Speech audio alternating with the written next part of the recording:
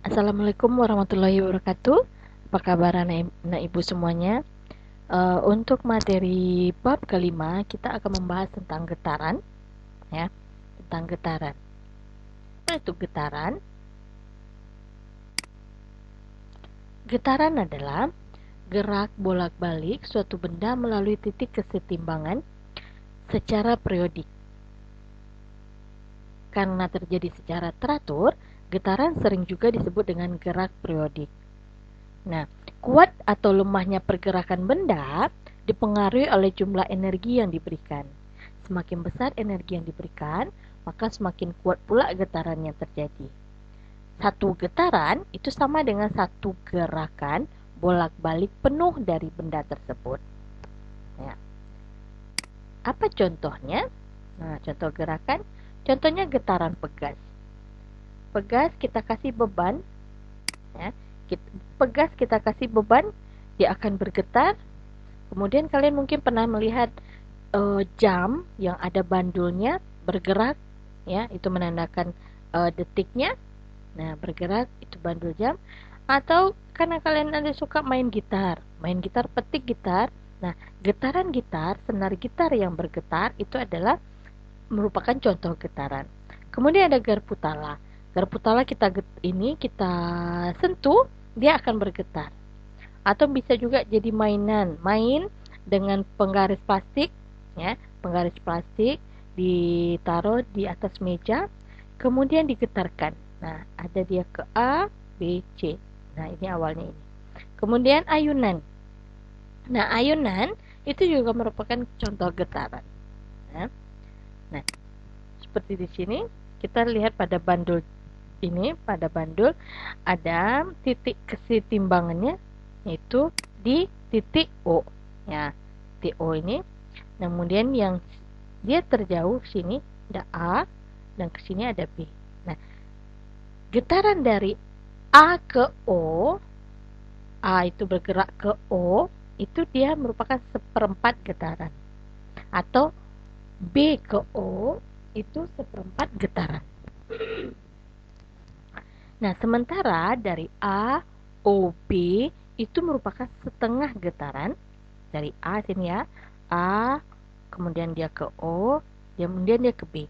Atau kebalikannya, dari B dulu, B, kemudian ke O, kemudian ke A. Itu merupakan setengah getaran. Kemudian dari A, kemudian ke O, kemudian ke B, dia kembali lagi ke O, itu 3/4 getaran. Ya, atau dari B ke O, kemudian dia ke A, kembali ke O, itu dia 3/4 getaran. Tapi dari A ke O dia bergetar, kemudian dia ke B, kembali lagi ke O, kemudian dia kembali ke A. Berarti itu satu getaran. Atau kebalikannya, dari B ke O, kemudian ke A, kembali lagi ke O, dan kembali lagi ke B. Berarti itu satu getaran. Ya, paham ya? Kemudian dalam getaran kita juga mengenal amplitudo atau simpangan. Nah, lemparan terjauh, ya, bandul nih. Kalau dia bergetar. Nah, jauh gerak bandul itu, ya, simpangan terjauh dari bandul itu, nah itu yang disebut dengan simpangan. Simpangan terjauhnya disebut, nah misalnya ini B, terjauhnya di sini ke A atau ke C. Nah, jarak B ke C, ya, jarak B ke C itu disebut dengan amplitudo atau simpangan. Ya, simpangan itu disebut juga dengan amplitudo. Itu dimana jika kita lihat pada gambar, amplitudo pada bandul jarak BC atau jarak BA, di mana titik B merupakan titik setimbang dan jarak dari titik B pada selang waktu tertentu disebut dengan amplitudo. Nah, setiap getaran memiliki amplitudo atau simpangan yang berbeda. Tidak sama, ya. Tidak sama. Setiap getaran memiliki amplitudo yang berbeda-beda.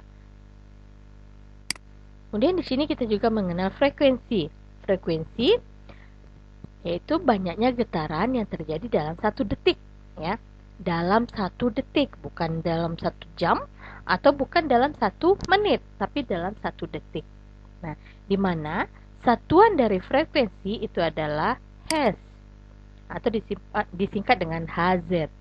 Nah, di mana dalam fisika dia disimbolkan dengan huruf F kecil, di mana rumusnya F sama dengan N per T, di mana F itu frekuensi, satuannya Hz, N itu jumlah getaran, T itu waktu, satuannya sekon atau disingkat dengan S. Kemudian periode. Periode yaitu waktu yang diperlukan untuk melakukan satu getaran, dan satuan periode itu dalam SI, satuan internasional, itu adalah sekon. Dalam fisika dia disimbolkan dengan huruf T besar, di mana rumusnya T sama dengan T kecil per N, di mana T besar itu periode, satuannya sekon, T kecil itu waktu, satuannya juga sekon, dan N itu jumlah getaran. Nah, periode dan frekuensi itu saling berhubungan, ya, di mana periode adalah kebalikan dari frekuensi, begitu juga sebaliknya. Nah, jadi dapat kita ini simpulkan rumus F itu F sama dengan 1 per T atau T sama dengan 1 per F, di mana T itu periode dan F itu frekuensi. Kita masuk pada contoh soal. Nah, misalnya ada sebuah bandul digetarkan sehingga selama 1 menit menghasilkan 40 getaran. Nah, tentukan periodenya. Pada soal itu diketahui ini selama 1 menit itu adalah T-nya, ya.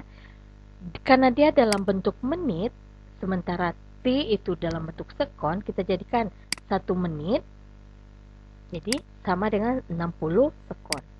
Kemudian menghasilkan 40 getaran. 40 getaran berarti jumlahnya. Jumlah itu adalah N, N itu 40 getaran. Nah, ditanya tentukan periodenya, berarti yang ditanya T. Nah, rumus T itu T kecil per N. T-nya 60, N-nya 40, berarti 60 per 40. Dapat 1,5 sekon. Jadi sebuah bandul mempunyai periodenya 1,5 sekon. Kemudian soal yang kedua. Pada selang waktu 2 sekon, ya, 2 sekon, terjadi gerakan bolak-balik sebanyak 10 kali. Tentukan frekuensi dan periodenya, ya. Nah, di sini pada soal diketahui 2 sekon, berarti itu T-nya, kemudian terjadi gerakan bolak-balik 10 kali, sebanyak 10 kali. Ini banyaknya jumlahnya, berarti ini N, ya. Yang ditanya frekuensi, F-nya berapa, terus T-nya berapa periode. Nah, jawab. Untuk mencari F itu N per T, ya, N dibagi dengan T. N-nya di sini 10, T-nya 2, berarti 10 bagi 2 sama dengan 5 Hz. Sementara untuk periode T, ditanya T, berarti 1 per F, ya, 1 per F. Di sini karena F-nya sudah diketahui 1 per 5, berarti 0,2. Atau bisa juga T sama dengan T kecil per N, berarti T kecilnya 2, N-nya 10, berarti 2 per 10 sama dengan 1 per 5, sama juga kan, hasilnya 0,2 sekon. Nah, itu bahasan kita tentang getaran, mudah-mudahan dapat dipahami, ya. Nah, untuk tugas silahkan dibaca dan pahami materi yang barusan Ibu sampaikan. Kemudian nanti kerjakan kuis getaran di aplikasi Kahoot yang akan Ibu sharekan di grup kelas WhatsApp-nya nanti. Oke, sekian dari Ibu. Mudahan kalian tetap sehat, tetap semangat. Assalamualaikum warahmatullahi wabarakatuh.